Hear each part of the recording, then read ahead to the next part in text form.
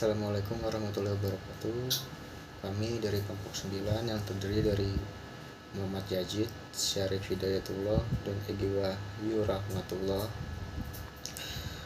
Dalam kesempatan ini saya akan menjelaskan materi tentang algoritma dan jaringan perseptron pada mata kuliah jaringan syaraf tiruan. Yang pertama yaitu arsitektur perseptron, yaitu menyerupai HEP. Kita bisa lihat dari diagram berikut atau gambar berikut, yaitu dimana bias W1, W2 sampai WN itu menuju panah ke Y. Arsitektur perseptron jaringan yaitu jaringan terdiri dari beberapa unit masukan atau ditambah sebuah bias memiliki sebuah unit keluaran. Hanya saja fungsi aktivasi bukan merupakan fungsi biner atau bipolar, tetapi memiliki kemungkinan nilai -1, 0 atau 1.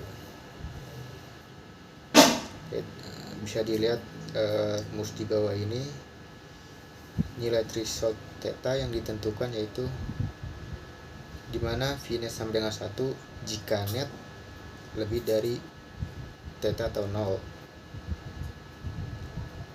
yaitu lagi dimana V net sama dengan 0 yaitu jika min 0 kurang dari sama dengan net kurang dari sama dengan 0, dimana V net min 1 jika net kurang dari min 0 atau theta. Algoritma pelatihan perseptron, misalkan S adalah vektor masukan dan T adalah target keluaran A atau A adalah laju pemahaman learning rate yang ditentukan, theta atau 0 adalah threshold yang ditentukan. Algoritma pelatihan perseptron. Yang pertama, inisialisasi semua bobot dan bias, umumnya WI sama dengan B sama dengan 0. Tentukan laju pemahaman sama dengan A atau alfa. Untuk penyederhanaan, biasanya A diberi nilai 1. Yang kedua, selama ada elemen vektor masukan yang respon unit keluarannya tidak sama dengan target, lakukan yang pertama, set aktivasi unit masukan XI sama dengan SI, I sama dengan 1 sampai dengan N. Yang kedua, hitung respon unit keluaran net sama dengan XI WI ditambah B bias, dimana V net sama dengan 1 jika net lebih dari 0, dimana V net 0 jika min 0 kurang dari net atau kurang dari 0, dimana V net min 1 jika net kurang dari min 0.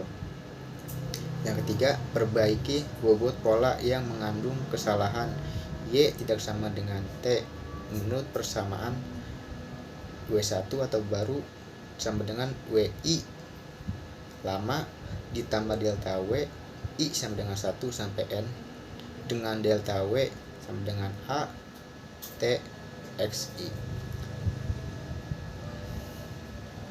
B baru sama dengan bias lama ditambah delta bias dengan delta B sama dengan A T.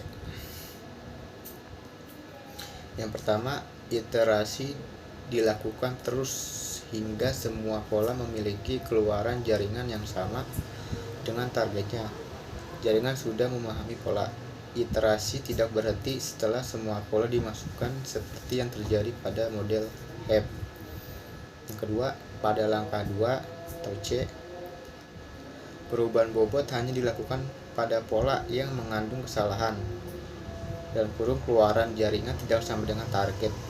Perubahan tersebut merupakan hasil kali unit masukan dengan target dan laju pemahaman.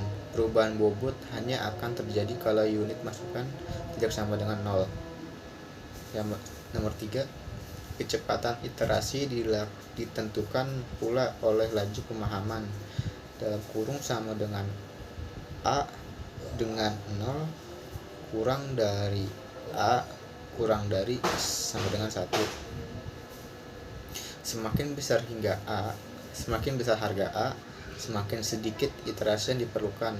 Akan tetapi jika A atau alfa terlalu besar, maka akan merusak pola yang sudah benar sehingga pemahaman menjadi lambat. Contoh kasus, buatlah perseptron untuk mengenali fungsi logika N dengan masukan dan keluaran bipolar. Untuk inisialisasi, gunakan bobot dan bias awal sama dengan 0 dan A atau alfa sama dengan 1 dan threshold sama dengan 0. Bisa lihat di dalam tabel berikut, yaitu masukkan yang pertama X1, ada X1, X2, bias dan T target. Untuk penyelesaiannya, untuk threshold sama dengan 0, maka fungsi aktivasi menjadi Y sama dengan VNet jika VNet sama dengan 1, di mana VNet 1 sama dengan 1 jika net lebih dari 0, di mana VNet sama dengan 0 jika net sama dengan 0, di mana VNet sama dengan 1 jika net kurang dari 0. Untuk penyelesaian echo pertama, yaitu bisa dilihat dari tabel berikut, yaitu ada inisialisasi di mana bobot baru W1, W2 dan W bias, di mana terdapat angka 0 dan 0, W1 sama dengan 0, W2 sama dengan 0 dan W bias sama dengan 0. Untuk masukkan X1 yang yaitu 1, X2 sama dengan 1, bias sama dengan 1, target sama dengan 1, net sama dengan 0, keluarnya VNet sama dengan 0. Untuk perubahan bobot yaitu delta W1 sama dengan 1, delta W2 sama dengan 1, delta bias sama dengan 1. Untuk bobot baru yang W1 sama dengan 1, W2 sama dengan 1, W bias sama dengan 1, dan seterusnya. Di sini Y tidak sama dengan VNet.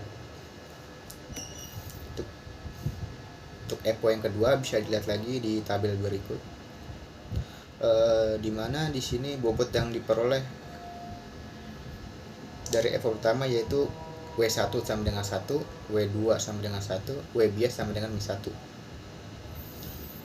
Yaitu masukkan yang pertama yaitu X1 sama dengan 1, X2 sama dengan 1, bias sama dengan 1, target sama dengan 1, net sama dengan 1, VNet sama dengan 1. Untuk perubahan bobot yaitu delta W1 sama dengan 0, delta W2 sama dengan 0, delta bias sama dengan 0. Bobot barunya yaitu W1 sama dengan 1, W2 sama dengan 2, W bias sama dengan 1, dan seterusnya. Di sini Y sama dengan VNet, yaitu iterasi dihentikan karena jaringan sudah berhasil mengenali pola. Demikian penjelasan dari saya, kurang lebihnya mohon maaf. Assalamualaikum warahmatullahi wabarakatuh.